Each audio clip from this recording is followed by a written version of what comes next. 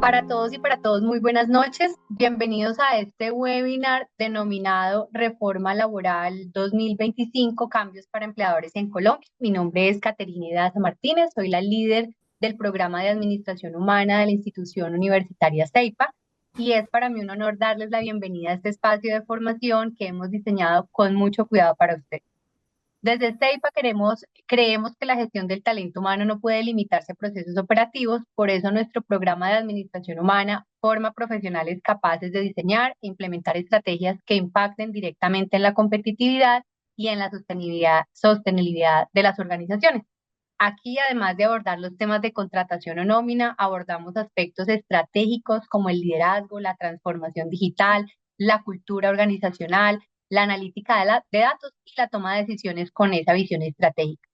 Hoy nos convoca un tema de gran relevancia para quienes lideran, emprenden o gestionan talento humano en sus organizaciones, los cambios que trae la reforma laboral 2025 y sobre todo cómo anticiparse a ellos con estrategias jurídicas y organizacionales.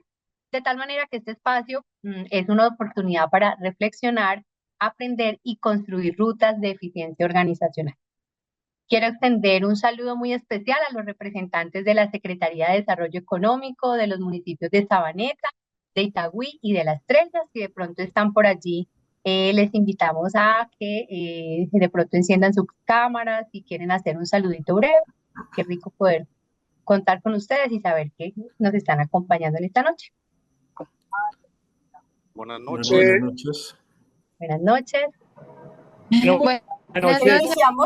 Iniciamos con Sebastián Gil, que es el de La Estrella, y ya seguimos con los otros. Es un placer tenerlos por acá. Bueno, muchas gracias. No, un placer para nosotros desde el municipio de La Estrella contar con estos espacios.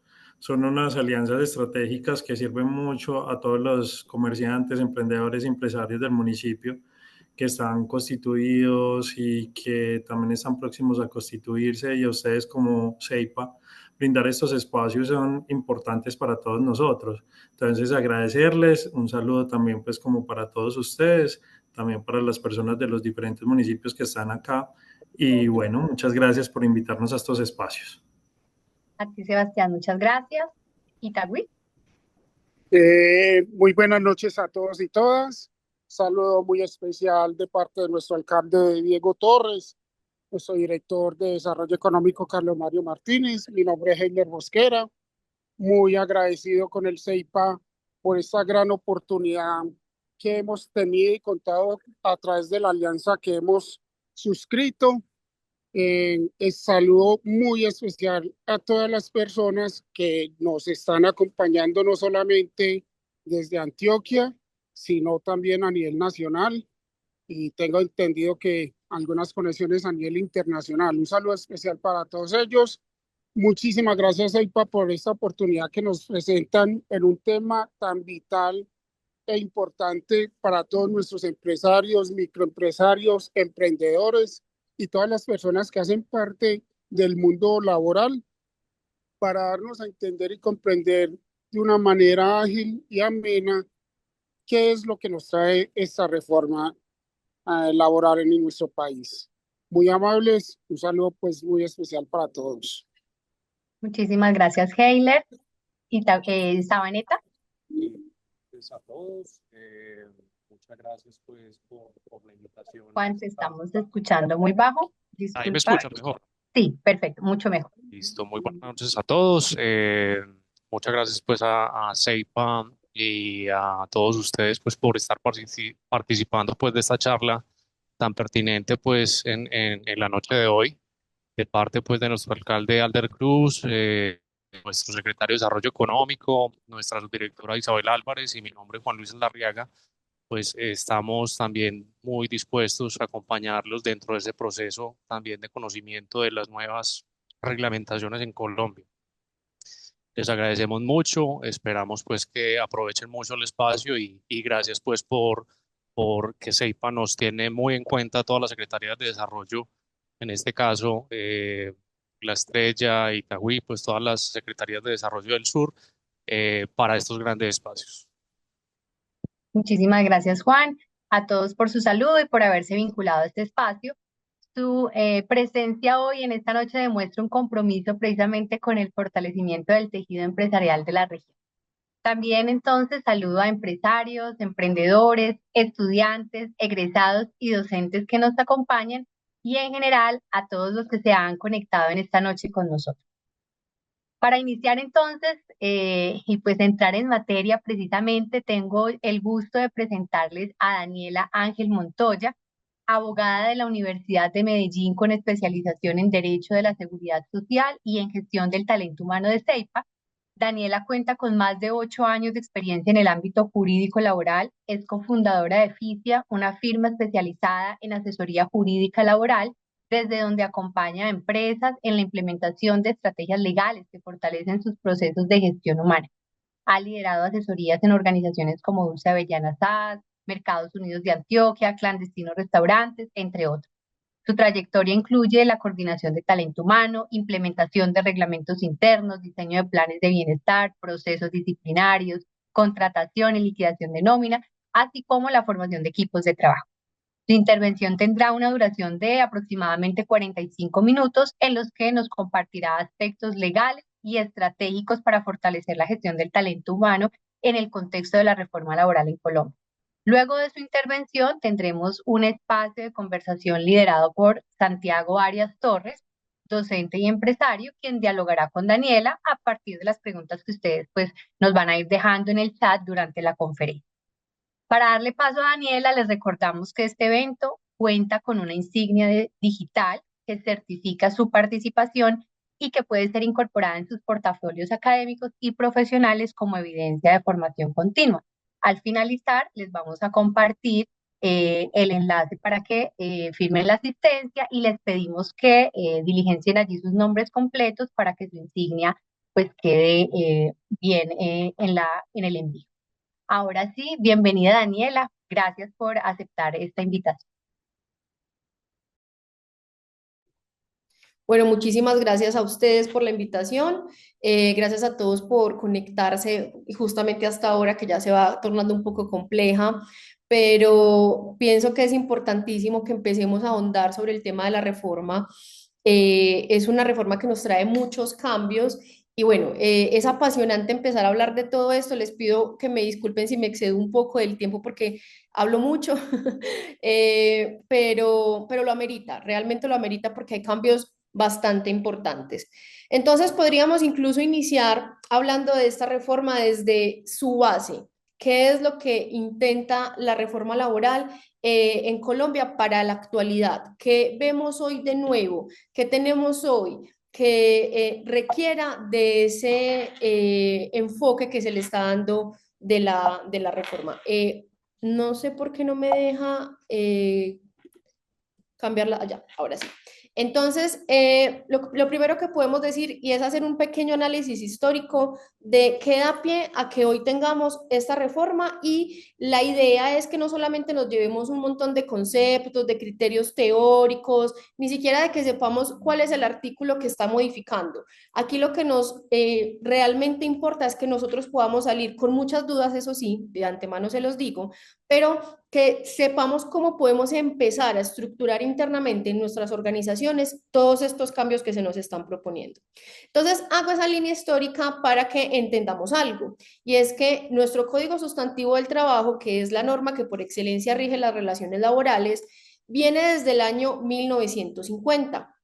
Desde ese año, lo que pretendía el código era regular de alguna manera esas relaciones en una equidad entre las partes, porque partimos obviamente del concepto que una relación laboral tiene un elemento esencial sin el cual no sería un contrato de trabajo y es la subordinación. Entonces, lo que se pretende es equilibrar ese desnivel, por llamarlo de alguna manera, que existe entre ese trabajador y ese empleador, teniendo en cuenta que el empleador tiene esa calidad de subordinación, donde puede dar unas directrices, unas órdenes y unos lineamientos que el trabajador tiene que cumplir. Con el paso del tiempo, y aunque hubo algunas modificaciones a ese código sustantivo, llegamos al año 1991, donde sale nuestra Constitución Política de Colombia, y en la Constitución se habla de dos cosas fundamentales. La primera es que el trabajo es un derecho y un deber, ¿cierto? Y adicionalmente nos dice, vengan, ese trabajo se tiene que regir por unos principios mínimos fundamentales. Todo lo que vamos a leer a la luz del Código Sustantivo del Trabajo tiene que ser pasado por la lupa de estos principios mínimos, sin los cuales no podemos funcionar. Y le da una orden al legislador y es creen un estatuto laboral con base a estos principios. 33, 34 años después, eso nunca ocurrió. ¿Qué sí ocurrió? Que la misma Corte Constitucional, a través de sus sentencias, nos ha venido diciendo, ojo, que tiene que tener en cuenta estos principios. Hago todo este análisis para que lleguemos a la conclusión que los principios que hoy nos trae esta ley es precisamente esos mismos principios que están en la Constitución y lo que se pretende es traerlos a nuestra actualidad, a la actualidad hoy teniendo en cuenta que hay unas telecomunicaciones que no existían en ese momento, que hay unos cambios fundamentales en las relaciones que se van presentando. Miren que ahorita hablaban, algo muy importante es el tema del talento humano. Hace muchos años cuando veíamos un contrato simplemente lo teníamos como un contrato firmado, yo cumplo unas funciones, mi empleador me paga y ya, ¿cierto? Pero hoy estamos viendo la necesidad de cómo vamos mejorando esas condiciones laborales de esos trabajadores, incluso desde ese mismo talento humano. Entonces, eso es lo que pretende la ley desde la aplicación de la principialística y desde esa base teórica para que efectivamente se pueda cumplir. Ahora, la pregunta es, ¿efectivamente eso es lo que va a pasar? Y eso es lo que nos tenemos que ir planteando a lo largo de todo este discurso, no solamente para que sepamos cómo vamos a orar a futuro, sino para que efectivamente miremos cómo vamos a hacer algo que la ley en sí lo reitera en varias oportunidades y es garantizar la estabilidad laboral. ¿Cómo se va a garantizar entonces esa estabilidad laboral con base a lo que se pretende en la ley? Vamos a tener ciertos cambios fundamentales, unos cambios bastante trascendentales en ese relacionamiento laboral que vamos a tener con nuestro equipo de trabajo. ¿Cuál es ese primer cambio que nos habla la ley? El tema de la contratación laboral. Cuando vamos a mirar el Código Sustantivo, en el artículo 47, antes de entrar en vigencia de esta ley, nos decía, si usted no pacta un contrato con una duración específica o por una labor específica, usted está en vigencia de un contrato a término indefinido, ¿cierto? Digamos que era como una norma supletoria si usted no cumplía con otro tipo de requisitos. Ahora la ley nos dice, como estamos intentando promocionar todos estos principios laborales y uno de esos principios es la estabilidad laboral, que ojo que es diferente a la estabilidad laboral reforzada, pero es la estabilidad laboral de que esa relación pueda perdurar en el tiempo, entonces yo voy a decir que la regla general de la contratación en Colombia a partir del 25 de junio de 2025 es el contrato a término indefinido. ¿Listo? Pero no sé si ustedes recuerdan que hubo una polémica de si eso iba a querer decir que desaparecían los otros tipos de contratos. Pues eso no ocurrió. La ley nos dice, la regla general es el contrato a término indefinido y les traigo otra situación y es que antes, si el trabajador no me presentaba un preaviso para su renuncia de 30 días, yo le podría aplicar una sanción a ese trabajador que correspondía a los salarios de ese periodo omitido. Si vamos a la práctica, eso nunca ocurrió. Mi trabajador me presentaba la carta de renuncia y yo se la tenía que aceptar. Muy pocas veces se vio, incluso yo podría decir que en la práctica he visto una sola vez, que un juez haya fallado a favor de un empleador porque el trabajador no cumplió con este preaviso. Entonces podríamos decir que desde antes de entrar en vigencia de esta ley, este preaviso era casi que ineficaz. Y eso tiene mucho sentido cuando un trabajador va a ir a otro centro de trabajo o a otra empresa y le dicen, usted inicia el lunes. El trabajador no va a decir, no, yo tengo que esperar 30 días, ¿cierto? El trabajador simplemente va a presentar su carta de renuncia. Entonces, ¿qué nos trae hoy la reforma laboral, que es la ley 2466? El trabajador igual tiene que avisarle esos 30 días, pero no habrá ninguna sanción. Básicamente quedamos en las mismas condiciones de que yo no le puedo exigir al trabajador que se quede esos 30 días para hacer ese empalme adecuado o que puede ser sancionado. Eso no va a ocurrir. ¿Listo? Y adicionalmente, pues nos dice la única razón por la que el trabajador, perdón, no tenga que efectuar ese preaviso es cuando la razón de ser de la terminación de ese contrato es un grave incumplimiento del empleador de sus obligaciones. Y para eso tendría que el trabajador invocar uno de los o una de las causales que está en el artículo 62 del Código Sustantivo del Trabajo, literal B, que es cuando hablamos del despido indirecto, lo que se conoce como despido indirecto. ¿Listo? ¿Dónde vamos a encontrar sí un cambio bastante importante? Y aquí les sugiero que me presten mucha atención porque las personas o las empresas que tengan contratos a término fijo van a tener que tener sumo cuidado en esta diferenciación. Anteriormente, la norma los decía, usted puede pactar contratos a término fijo, el periodo máximo de ese contrato debe ser 3 años y usted lo puede prorrogar de manera indefinida en el tiempo. No quería decir que el contrato se me fuera a convertir en indefinido, que era un error que se escuchaba muy comúnmente en la calle. Lo que esto nos quiere decir es, el contrato va a tener la misma duración, voy a poner un ejemplo, 1 año, y se va a prorrogar por 20 años, por 30 años, el tiempo que sea, pero va a ser ese mismo contrato de 1 año. Eso nos decía anteriormente la ley en el artículo 46 del Código Sustantivo. Hoy, ¿qué nos trae la reforma? Hoy la reforma nos dice, venga, no va a ser así. El tiempo máximo de duración del contrato va a ser de 4 años. Cualquier contrato a término fijo que supere esos 4 años se me va a convertir en un contrato a término indefinido. ¿Listo? Adicionalmente nos trae 2 cambios más, que son las prórrogas, ¿cómo las vamos a manejar?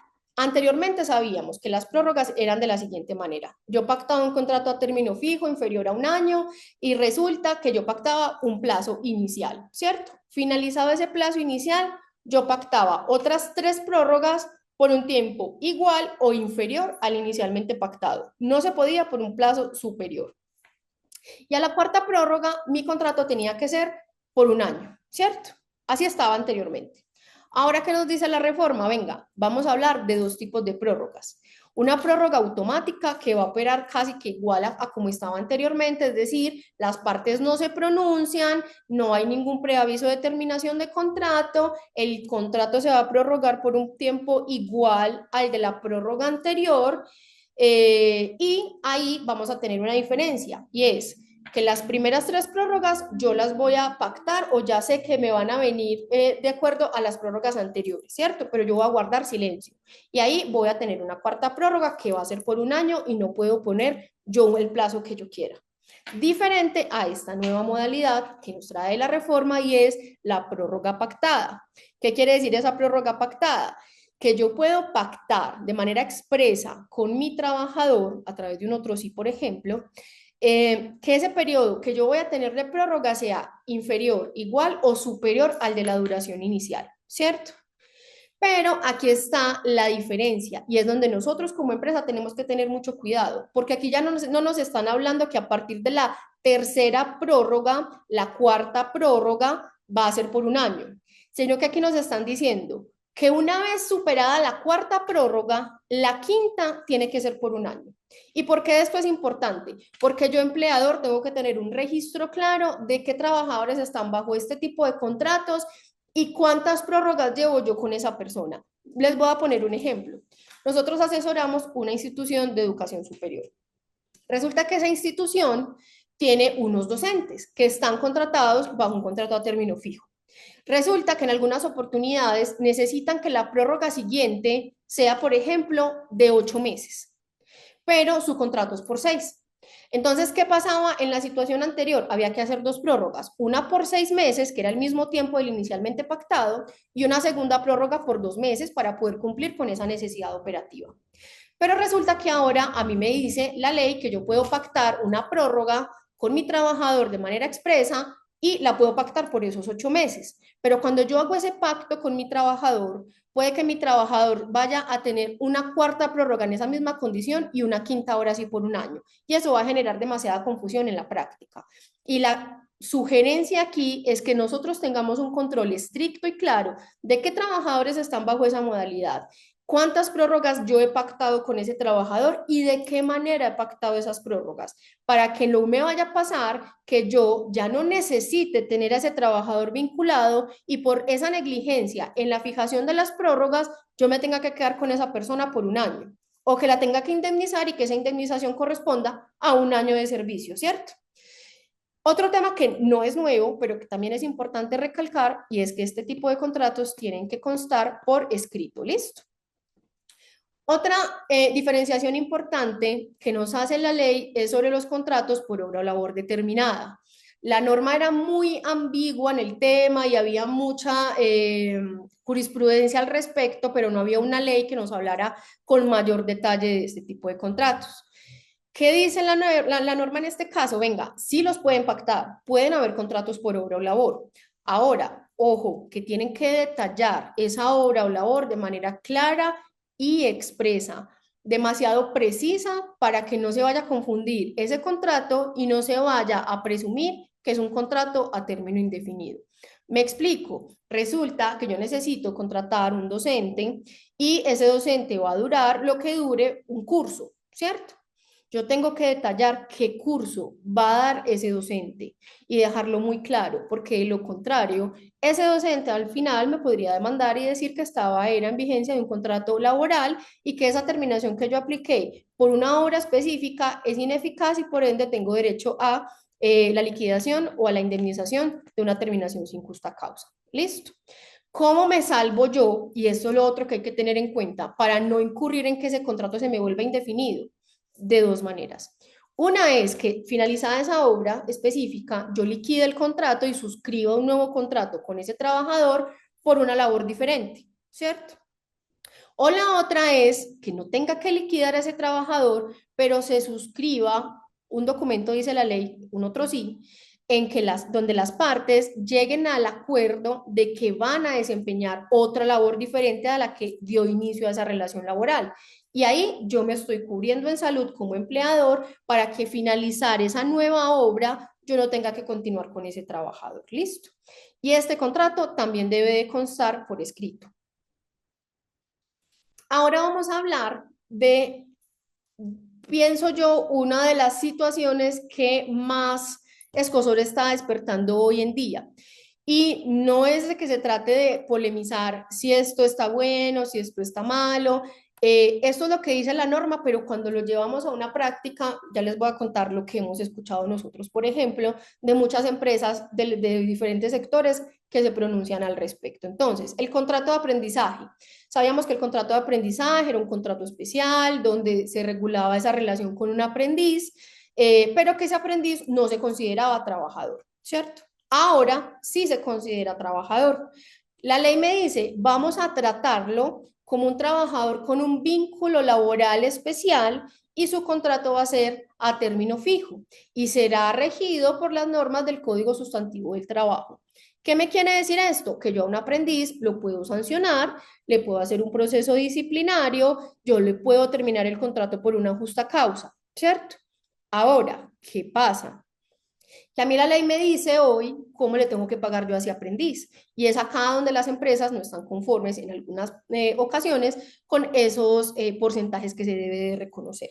Entonces, por ejemplo, la norma me habla de dos tipos diferentes de apoyo, ¿cierto? Me habla de una formación dual, que es una formación que estaba como en un plan piloto y que la traen a la vida jurídica en el siguiente sentido, y es que yo puedo contratar un aprendiz y ese aprendiz puede estar en etapa lectiva y en etapa práctica a la vez. Entonces, unos días va a ir a la institución de educación y otros días va a ir a la empresa, ¿cierto?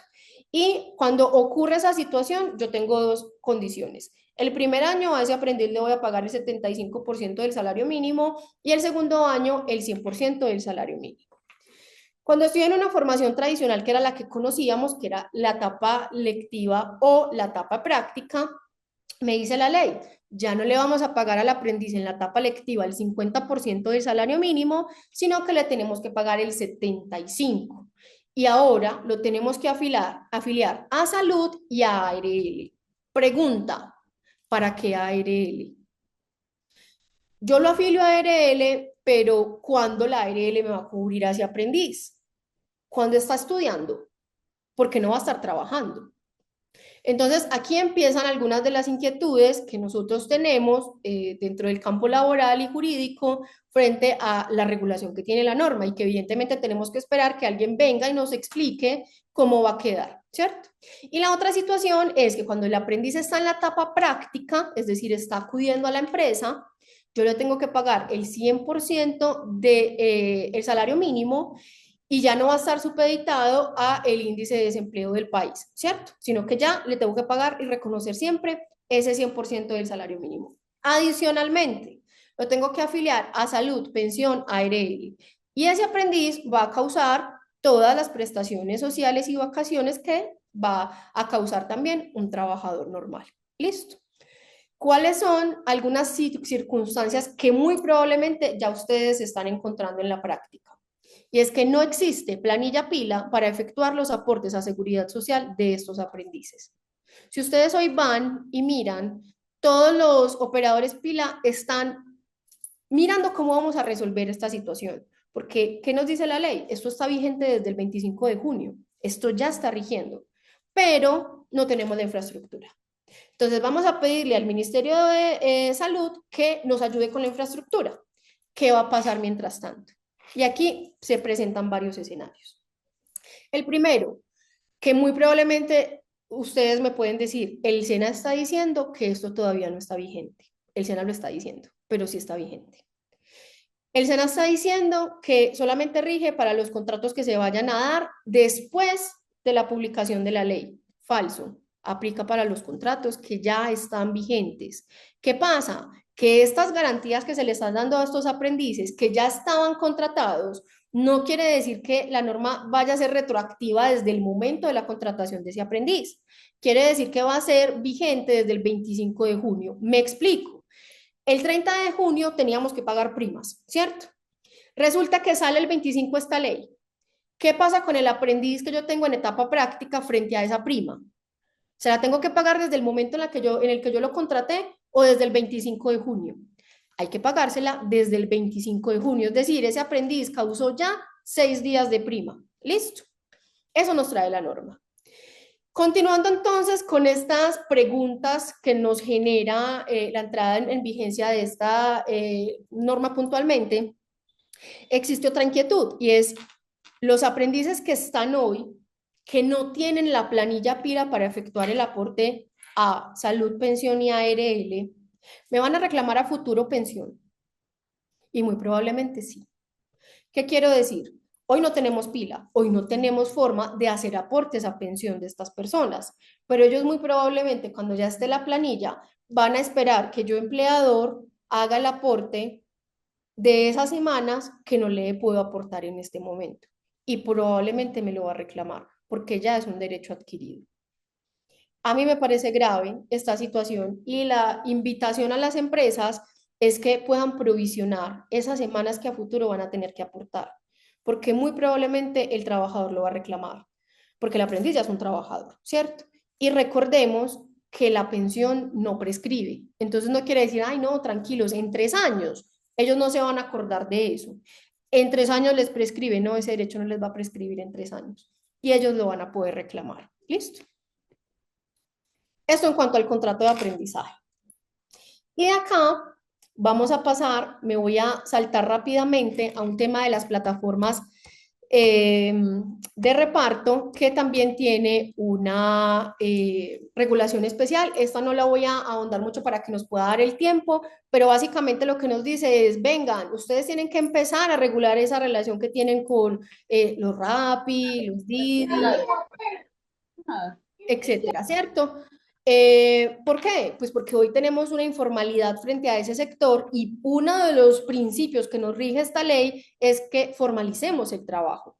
Entonces, plataformas de reparto, yo necesito que ustedes nos digan si las personas que están vinculadas con ustedes van a estar vinculadas con una relación dependiente, es decir, un contrato de trabajo o como independientes. Y si van a estar como independientes, ojo, ustedes tienen que hacer el aporte al 60% de la seguridad social y ellos del 40%. Y va a ser sobre el IBC del 40% de lo que usted mensualmente les reporte a ellos. Y si están como dependientes, esas personas tienen derecho al pago de todas las acreencias laborales, ¿cierto? Entonces, ¿por qué esto es importante? Porque puede que muchas veces, o no sé si aquí haya alguien que trabaje con este tipo de plataformas y tenemos que tener en cuenta que estos cambios también están operando para ellos. Y no solamente para ellos, para el sector rural, para los campesinos, para las víctimas de violencia. Todos ellos vienen cobijados en la ley. Entonces, obviamente hay que poner ojo de qué personal tengo yo o qué actividad estoy desarrollando yo, porque efectivamente esto me va a impactar. ¿Listo? Me devuelvo para que hablemos de otro tema que a mí me parece supremamente importante y es de los que a mí más me gustan y son los procedimientos disciplinarios. No me gustan porque me gusta imponer sanciones, me gusta porque es una manera de conocer mi empresa. Cuando yo hago procesos disciplinarios y yo escucho a mi trabajador, yo puedo saber qué clase de trabajador tengo, primero, y segundo, qué falencias hay en mi organización. Y si yo puedo tener esa receptividad, puedo mejorar muchos sistemas internos. Por eso me gustan los procesos disciplinarios. Entonces, ¿qué pasa? Ojo que esto es un arma de doble filo con el proceso disciplinario, porque resulta que en el mismo código sustantivo anteriormente nos decía en el artículo 115, usted, señor empleador, únicamente garantícele al trabajador que sea escuchado y que si tiene sindicato se presente con 2 representantes del sindicato. Usted hace eso y garantizó el proceso, decía antes la ley. Sin embargo, las personas que hoy realizan procesos disciplinarios saben que no se hace así. Saben que ahora tenemos que garantizarle, y no solamente por la reforma, desde mucho antes, tenemos que garantizarle al trabajador, perdón, unos escenarios y unos mínimos. ¿Por qué? Porque salió una sentencia de la Corte Constitucional, que es la C593 del 2014, que me dice, venga, un momento, a ese proceso disciplinario, usted, el señor empleador, me tiene que garantizar el debido proceso. ¿Qué es el debido proceso? Que usted agote ciertos pasos o ciertas etapas donde ese trabajador se pueda defender, donde ese trabajador pueda conocer toda la información y sea completamente transparente. Entonces ya no hablamos simplemente de escuchar al trabajador, ahora hablamos de yo tengo que investigar, tengo que recopilar mis pruebas, tengo que garantizarle un principio de inmediatez, que quiere decir que yo debo de ejecutar ese procedimiento en el menor tiempo posible, que tengo que darle un tiempo razonable a ese trabajador para que se pueda defender, que yo le tengo que trasladar a ese trabajador esas pruebas que yo tengo, y ahí nosotros lo resumimos en lo que llamamos la citación a descargos. Usted cita a descargos a un trabajador y usted ahí tiene que tener la conducta investigada. ¿Cuál es la presunta falta en la que él está incurriendo? Tiene que tener también en cuenta cuál es posiblemente esa sanción, ¿cierto? Adicionalmente, le tiene que decir la fecha y hora en que lo va a citar a descargos y le tiene que trasladar las pruebas. Y el trabajador ya se presenta a su diligencia de descargos, puede rendir los descargos, puede presentar sus pruebas, puede refutar las que tenga el empleador y ya finalmente interponer una sanción y garantizarle al trabajador la posibilidad de presentar un recurso de apelación ante esa sanción. Eso nos decía la sentencia. La ley recoge todo esto nuevamente. ¿Y por qué les estoy haciendo todo este recuento del proceso disciplinario? Porque miren que yo en ningún momento les he dicho qué tiempos tiene que tener cada una de esas etapas, ¿cierto? La ley que me decía principio de inmediatez y un tiempo razonable. No me decía, perdón, la sentencia no me decía absolutamente nada más. Ahora la ley sí me viene a hablar de un término. Y ojo, si yo me salto este término, yo estoy violando ese debido proceso.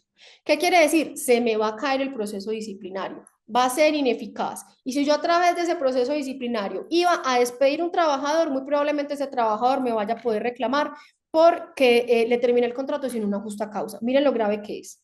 Es gravísimo si yo no tengo en cuenta esto. ¿Y cuál es ese término que me da la ley?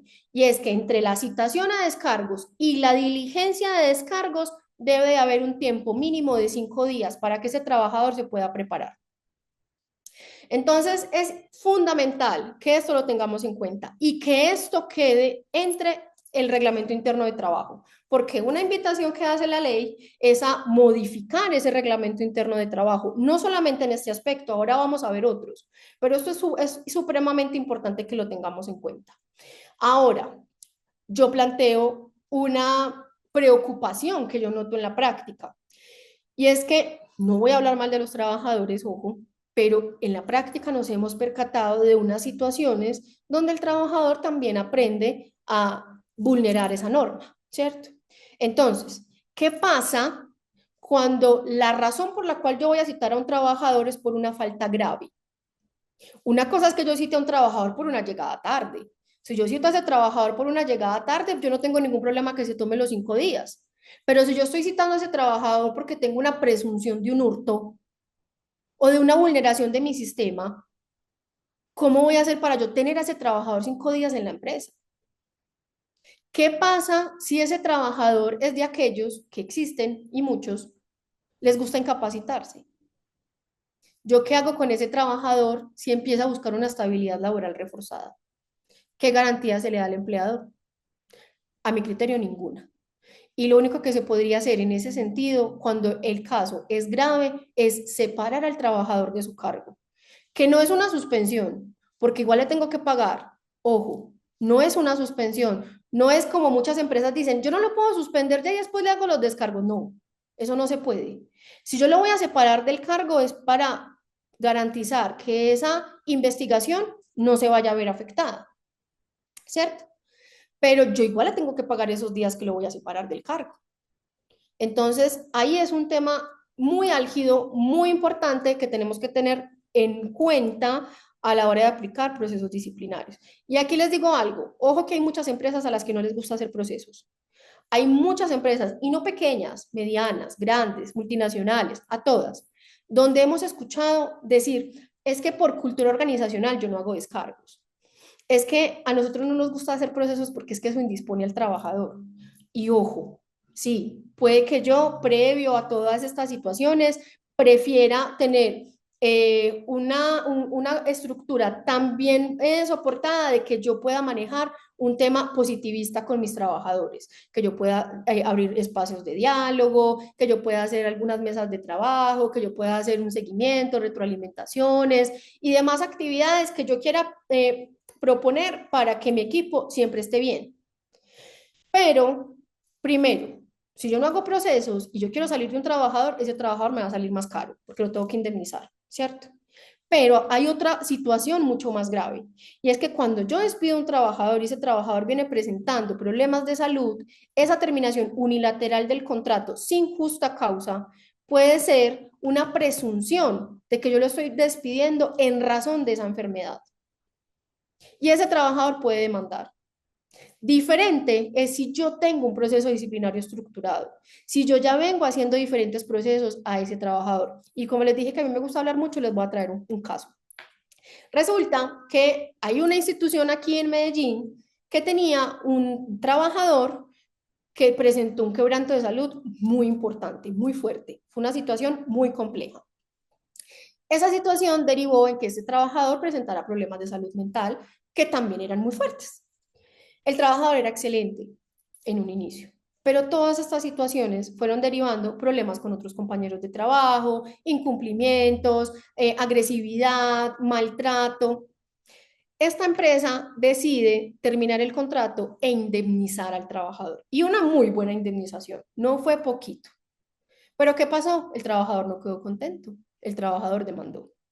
Y tenemos una presunción que a él lo despidieron fue por su tema médico. ¿Por qué? Porque nunca le hicieron procesos disciplinarios, porque no tienen ningún soporte para demostrar que ese trabajador atacó a otros trabajadores, que ese trabajador vulneró el espacio de otras personas, que el trabajador incumplió con unas directrices. No hay forma de demostrarlo. Entonces, aquí también es una invitación para que le quitemos el temor, para que le quitemos el temor a los descargos y los podamos aplicar e implementar. Listo, pero ojo, siguiendo toda esta línea que les vengo mencionando, donde es indispensable contar. Puede que el trabajador me haya hecho el hurto más grande de la historia. Si yo no tengo en cuenta este procedimiento adecuado, a mí se me va a caer el proceso y ese trabajador me puede demandar y yo tengo que pagarle esa indemnización por terminación injustificada. ¿Listo? Entonces, súper importante que esto lo tengamos en cuenta. Adicionalmente, aquí hago un paréntesis que no lo tengo en las diapositivas, pero es importante que tengamos en cuenta esta diferenciación y es que hay dos sentencias de la Corte Constitucional y la Corte Suprema de Justicia que nos dicen, venga, si usted, porque ojo, que la terminación de contrato no es una sanción, es una consecuencia derivada de cómo se termina un contrato de trabajo, pero no es sanción. Si usted va a despedir un trabajador por una justa causa que esté contemplada en el Código Sustantivo del Trabajo, en el artículo 62, las que están enumeradas del 1 al 8, excepto la sexta, usted no tiene que agotar este proceso. Usted simplemente incluya dentro de su reglamento interno de trabajo esta excepción, es decir, incluya estas sentencias, menciónelas y garantice que en la comprobación de justas causas de terminación de contrato usted le va a garantizar al trabajador el derecho a la defensa, no el debido proceso, que es este procedimiento largo. El derecho a la defensa, que ahí sí que es escuchar al trabajador. Usted escucha al trabajador, deja obviamente la documentación requerida y le notifica la terminación de contrato. Pero hay que saberlo hacer para evitarnos todo este problema que les estoy mencionando. Adicionalmente, también la norma nos habla que podemos hacer uso de las tecnologías para efectuar los procesos disciplinarios y que los procesos pueden ser verbal. ¿Cómo hago yo para hacer un proceso verbal y no tener ningún soporte de ese proceso y ninguna trazabilidad? Así que la sugerencia es, podemos hacer uso de estas tecnologías, es decir, puedo hacer descargos virtuales, puedo grabar la diligencia, obviamente siempre y cuando tenga la autorización del trabajador o de las personas que estén presentes, pero que siempre haya una trazabilidad. Y ahora, algo que a mí, y se los voy a compartir, no me parece, es cuando hacemos descargos por escrito para casos graves. Vuelvo y les reitero, una cosa es una llegada tarde, otra cosa muy diferente es una situación grave. Si yo tengo una llegada tarde, no le veo ningún inconveniente en que usted levante su cuestionario, le traslade al trabajador la citación con el cuestionario y le diga, me las devuelve en 5 días, ¿cierto? Pero cuando yo estoy ante una situación grave, yo necesito sentarme con mi trabajador, yo necesito escuchar qué hizo el trabajador, y necesito preguntar las suficientes veces necesarias, de 1000 maneras diferentes, para yo poder obtener la confesión del trabajador si ese trabajador es culpable. Miren, yo una vez me demoré 3 horas en unos descargos, 3 horas, porque es una empresa de transporte. Resulta que a ellos les entregan el vehículo, el conductor se queda con el vehículo, pero solo lo puede hacer uso para el trabajo, es decir, para que se desplace de la casa al trabajo y del trabajo a la casa, no más. Y los carros tienen un GPS. Resulta que en el GPS se veía todas las rutas en las que el trabajador iba. Fue a ver montar a caballo a la hija, iba a comer, iba a comprar de todo. Cuando yo me siento a hacer esos descargos, yo ya sabía que iba a esperar al trabajador. Cuando yo ya me siento a hacer esos descargos, el trabajador me quiere engañar y me quiere decir que una de esas rutas es de un familiar, que porque él vive solo, pobrecito, el familiar le lava la ropa. Se los aseguro que así fue. Cuando yo empiezo a indagar, entonces, ¿yo qué hago? Ojo, si yo hubiera hecho unos descargos por escrito únicamente, el trabajador me responde eso y yo no tengo cómo más refutarlo. Me tocaría creerle o hacer una ampliación de esos descargos y demorarme más tiempo. Pero como yo estaba haciendo los descargos de manera presencial, yo empiezo a coger toda esa ruta y empiezo a mirar uno por uno de esos puntos que me marca. Y empiezo a preguntarle día, fecha, hora, por qué estaba allí, por qué se quedó tanto tiempo. Y el trabajador se empieza a enredar y ya me empieza a dar razones de dónde estuvo, razones suficientes para terminarle el contrato de trabajo, porque el trabajador confesó. ¿Pero cómo lo logré? Porque me quedé 3 horas con ese trabajador, dándole la vuelta a todas esas preguntas a ver dónde el trabajador sí me iba a confesar, porque es que yo ya tenía las pruebas y yo ya sabía que el trabajador había incurrido en esa falta. Entonces, otra invitación es que tengan mucho cuidado de qué manera van a realizar ese proceso. Siempre dejen actas, si pueden grabar, graben, obviamente como les menciono con la autorización del trabajador, para que ustedes tengan esa trazabilidad de todos los procesos que realicen. Listo. Como les mencioné, entonces, como nos van a modificar el término de el proceso disciplinario, pues evidentemente yo tengo que entrar a modificar el reglamento interno de trabajo. Entonces, voy a tener que entrar a modificarlo en varias cosas. La primera es ese plazo que les mencioné de los 5 días entre la citación y los descargos. Y lo segundo es que cuando se expide las normas que regulan el reglamento interno de trabajo, estábamos en los años 50, años 60, años 90, donde no teníamos, digamos, todo el acceso a las telecomunicaciones como hoy. Entonces, ¿qué me dice la ley 2466 de la reforma laboral? Es, venga, hagamos una cosa, coja ese reglamento. Usted antes lo tenía que publicar en 2 lugares físicos de manera visible en la empresa, ¿cierto? Y en todas las sedes que usted tuviera tenía que estar igual publicado. Sígalo publicando de la misma manera. A mi criterio, ahí hubieran podido quitar esa opción, ¿cierto? Porque hoy estamos mucho más pegados de un celular que realmente viendo qué hay en carteleras y demás, ¿cierto? Entonces nos dice, bueno, igual lo tiene que publicar en 2 lugares visibles en la empresa, en la principal, en la sede principal. Adicionalmente, publíquelo de manera digital. lo puede publicar en la página web corporativa, en la intranet de la empresa, envíelo por correo al correo pues institucional de cada trabajador, búsquese otros canales digitales como por ejemplo, y nosotros lo hemos aplicado en algunas empresas, es crear un código QR. Usted pone el código QR, se ahorra toda esa papelería, el trabajador lo escanea y ya tiene acceso al reglamento interno de trabajo. Y nos dice, si usted tiene más sedes, no va a tener que publicarlo físico como era antes. Es suficiente con que usted garantice que lo tiene en la sede principal publicado 2 veces y ahora le va a agregar una tercera vez publicándolo de manera digital. Listo. Por ende, también vamos a tener que entrar a cambiar el reglamento interno de trabajo en cuanto a su publicación. Entonces, ya tenemos que tener en cuenta que esto nuevo va a entrar a regir. Listo. Voy a saltar todo esto un momento para que hablemos de las obligaciones especiales del empleador y unas prohibiciones que les imponen. Estoy un poquito preocupada por el tiempo, me falta mucho, yo les dije es demasiado tema. Voy a intentar resumirlo, pero es un tema muy importante. Miren que la ley puede decir una cosa, pero cuando vamos empezando a analizarlo en la práctica nos empezamos a dar cuenta que realmente se va volviendo más complejo de aplicar. Pero bueno, entonces, dentro de otras cosas que nos trae la ley, y por qué me salto los demás temas, es que esto también va a impactar en el reglamento interno de trabajo, y al momento de yo actualizar ese reglamento, que voy a tener 12 meses para hacerlo, tengo que venir también a incluir estas obligaciones y prohibiciones. ¿Qué obligaciones me traen nuevas? Ojo, muy importantes, las licencias remuneradas. Nosotros teníamos en el artículo 57 del Código Sustantivo unas licencias de carácter obligatorio. ¿Qué quería decir eso? Que el empleador sí o sí me las debía conceder. Por ejemplo, la más común, la que todos conocemos, la licencia por luto, ¿cierto? Se me muere un familiar en X grado de consanguinidad y yo tengo derecho a 5 días hábiles por luto. Eso, entre otras, me traía esta ley.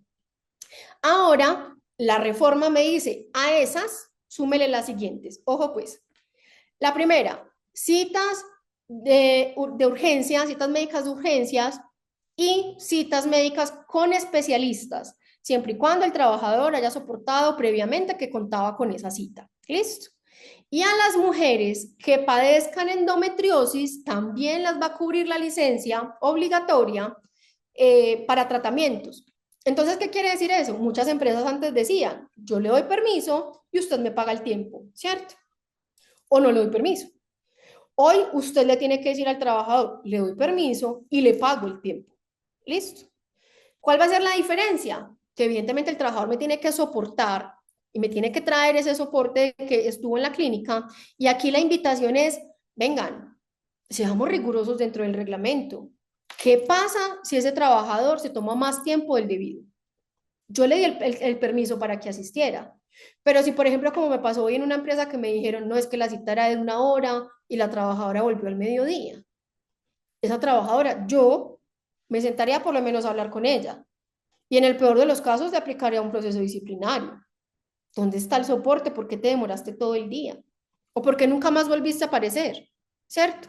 Yo cumplo con darle el tiempo, pero yo tengo que ser riguroso con todas las situaciones que se me pueden presentar y escenarios posibles con el trabajador.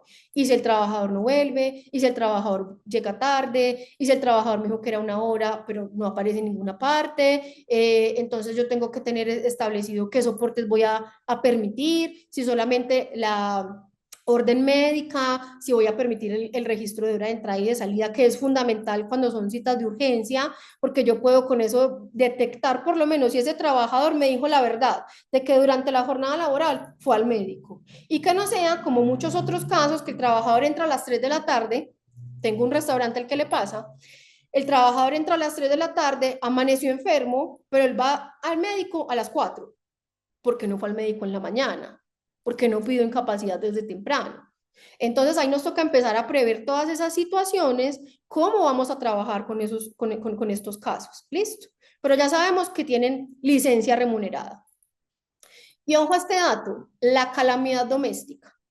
La calamidad doméstica siempre ha sido un tema de difícil manejo, porque nunca está claro qué es una calamidad. Nunca está claro para quién se aplica. Pero ahora esta ley me dice, venga, vamos a ampliar los grados de consanguinidad de las personas que van a estar protegidas por esa calamidad. Por ejemplo, hasta el 3er grado de consanguinidad.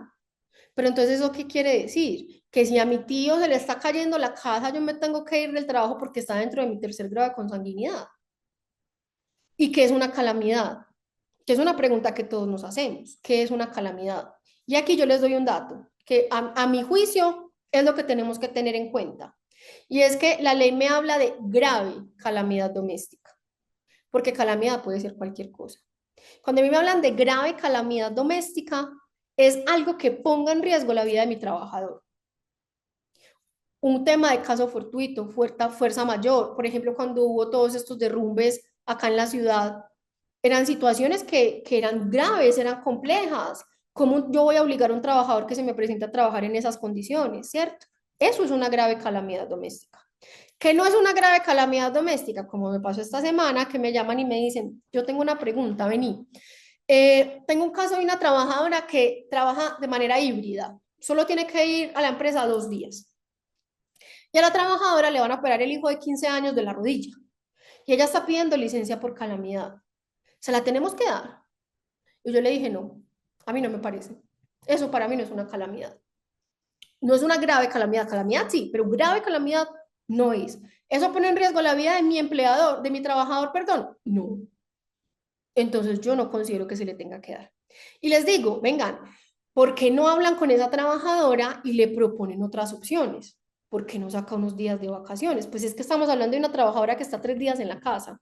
¿Por qué no saca unos días de vacaciones entonces? ¿Saben cuál fue la respuesta de la trabajadora?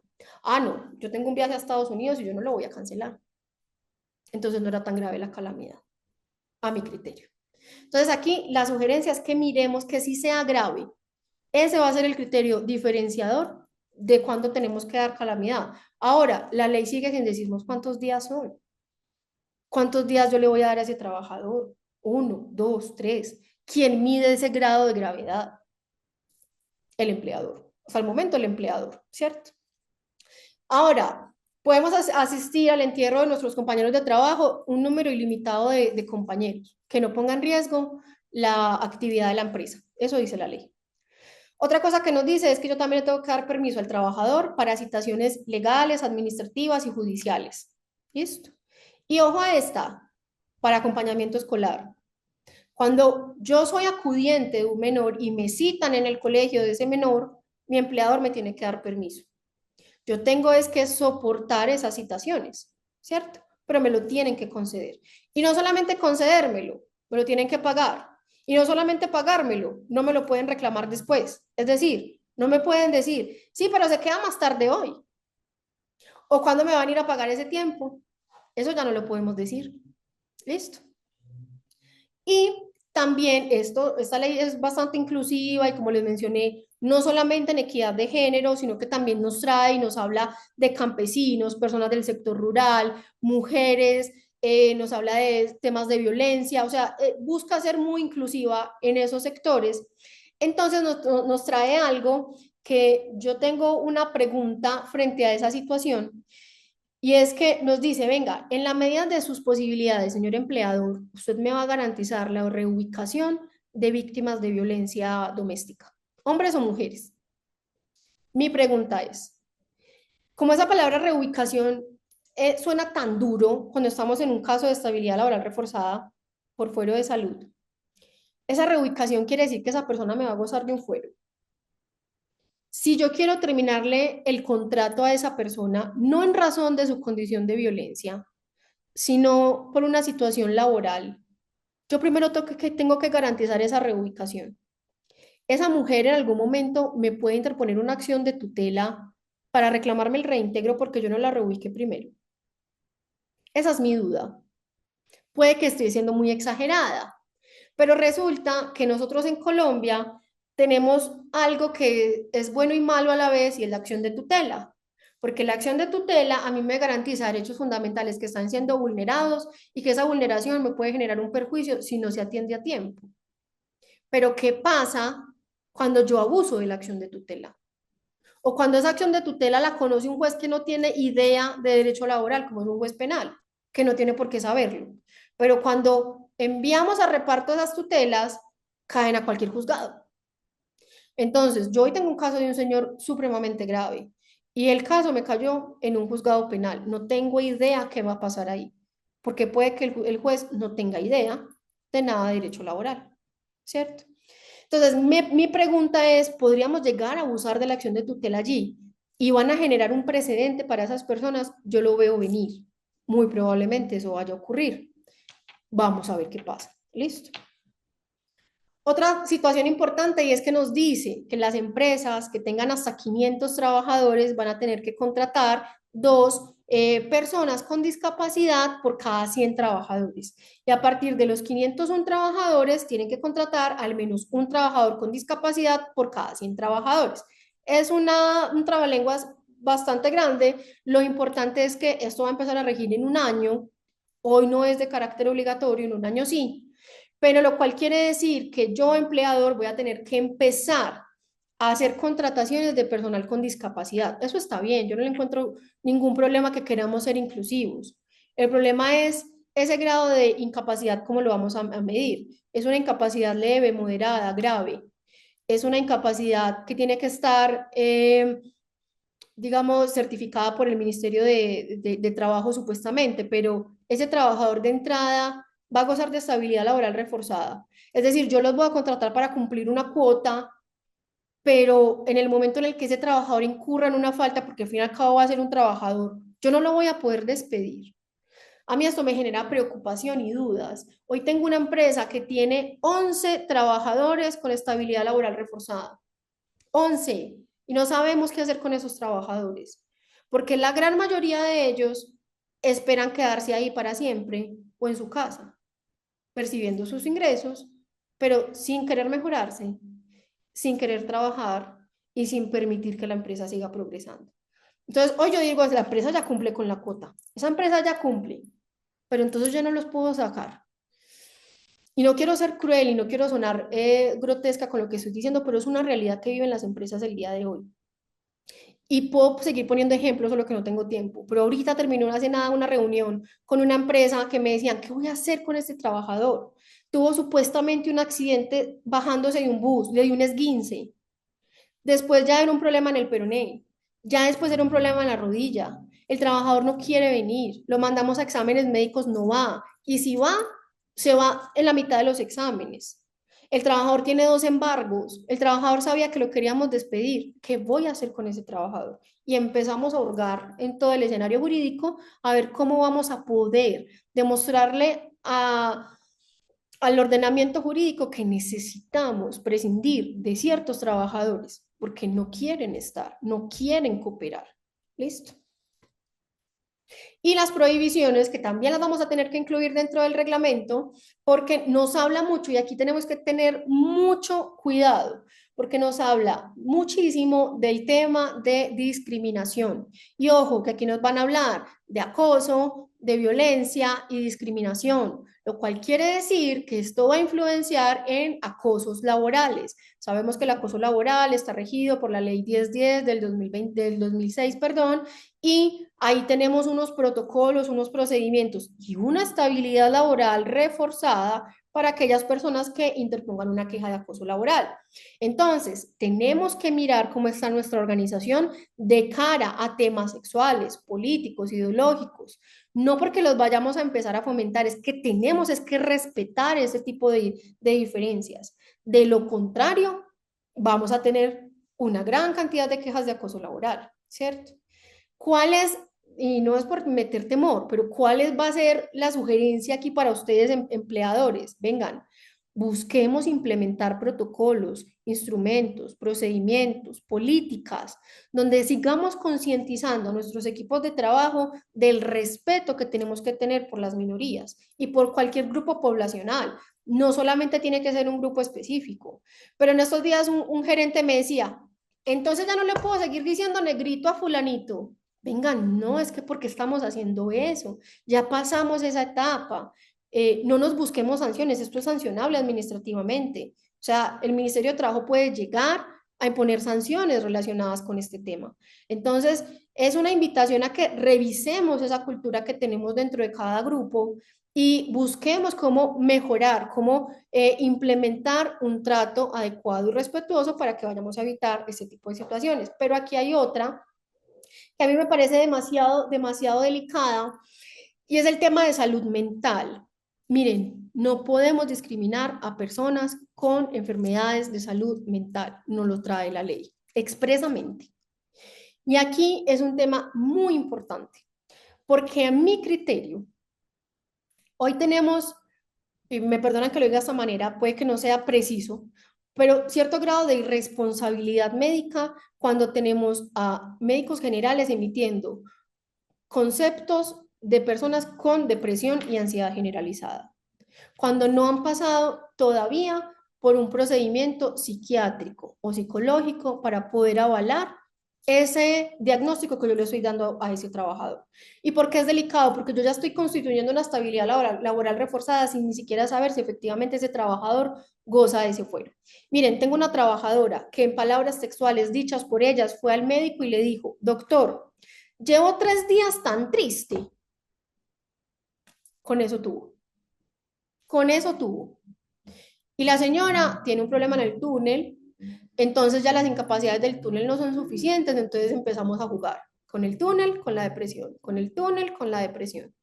Pero la señora primero fue diagnosticada y después tuvo cita con psiquiatría. Una sola cita con psiquiatría, la segunda la cancelaron. Entonces también es un llamado a nosotros como empresa: venga, ¿qué vamos a hacer con los problemas de salud mental? ¿Cómo vamos a fomentar espacios, ambientes de trabajo positivos y dignos para disminuir esos índices de salud mental? Porque yo no estoy diciendo que la enfermedad no exista. Yo no estoy diciendo que estas condiciones no estén presentes hoy, y hoy las tenemos más que nunca. Pero ojo, ojo cómo nuestros trabajadores también, por ese sentimiento de tristeza, decaimiento y aburrición o agotamiento laboral, están solicitando este tipo de dictámenes para poder incluso perseguir una pensión de invalidez. Porque la gran mayoría de pensiones de invalidez o de procesos que yo he llevado, no solamente es una enfermedad física, es una enfermedad que deriva en depresión, para que nos pueda subir, dicho por los trabajadores, para que nos pueda subir ese porcentaje de pérdida de capacidad laboral. Entonces yo como empresa también tengo una responsabilidad social. ¿Dónde está ese compromiso mío como empleador para fomentar un buen grupo de trabajo, un equipo que sea positivo, anímico, que le guste trabajar? Cuando yo empiezo a implementar todo eso, yo tengo un equipo positivo, un equipo productivo. Yo trabajé en una empresa cuando yo empecé mi carrera, y el dueño de la empresa le gritaba a todo el mundo, insultaba a todo el mundo, solamente trataba bien a los animales. Se los aseguro que era así. Y ese señor me llamaba y yo decía: ay, ya me va a gritar, ay, ese señor me va a gritar, si ese señor me grita, yo renuncio. Yo sentía que a mí me daba de todo, a mí me daba ansiedad, a mí me daba angustia, nunca me gritó, pero la sola llamada de ese señor a mí me generaba miedo.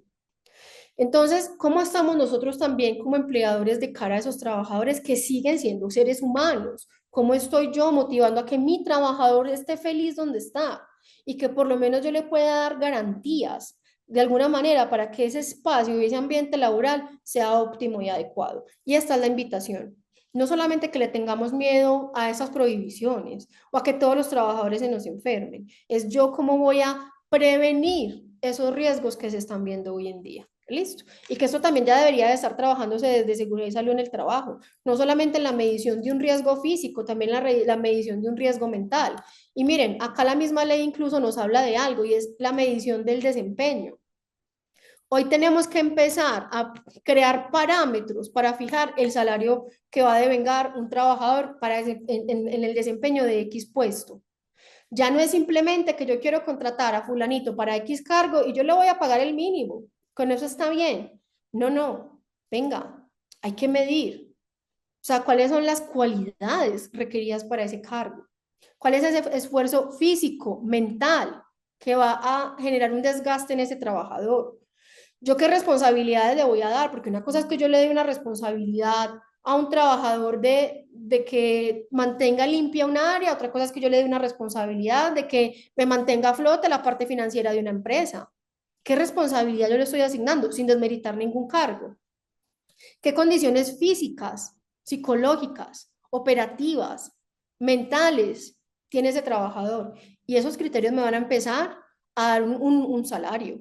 Y hoy lo tenemos de una manera general, de una manera muy invitación, hagámoslo bien, miremos y midamos criterios. Muy probablemente a futuro nos van a decir, venga, es que los criterios son así.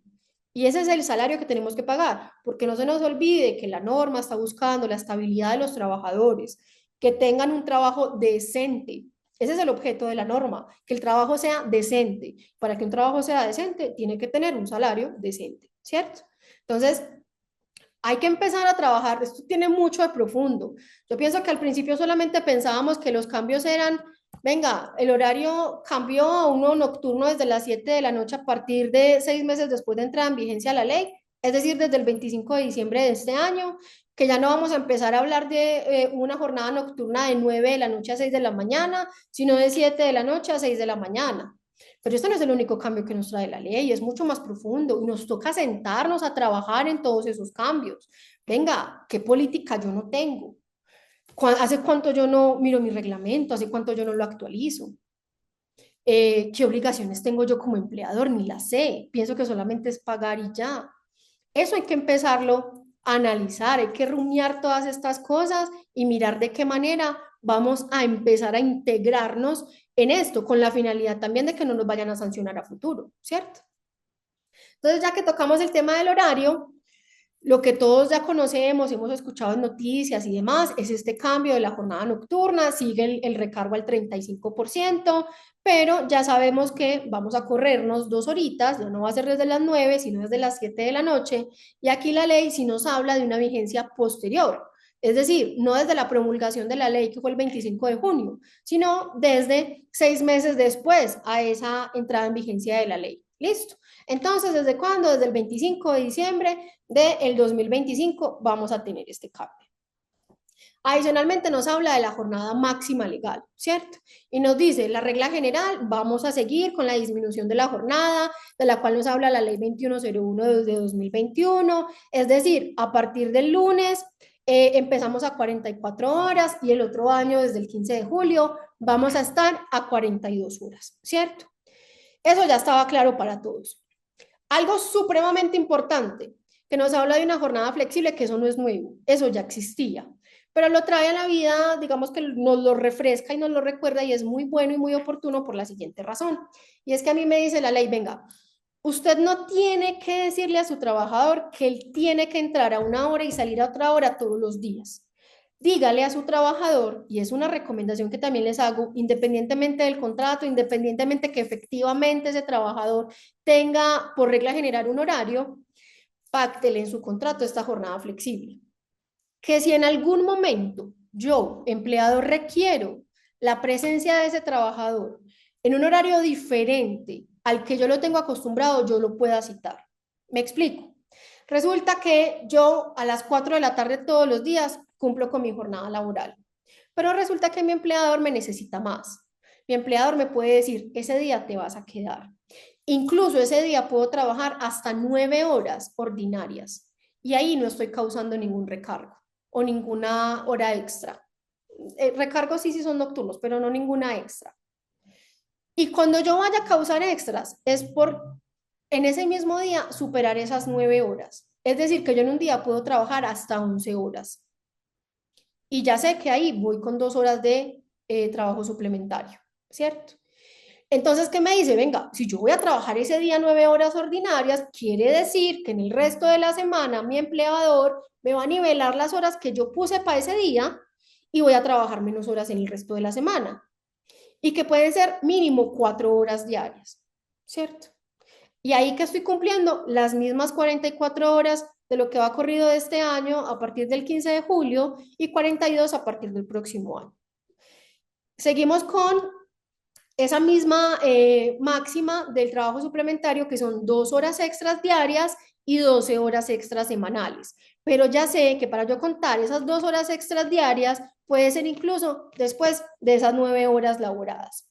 Y algo que me parece magnífico que nos trae la reforma y es que nos quita la obligación de solicitarle al Ministerio de Trabajo la autorización para elaborar horas extras, lo cual quiere decir que hoy en Colombia todas las empresas pueden causar horas extras sin temor a ser sancionadas. ¿Listo?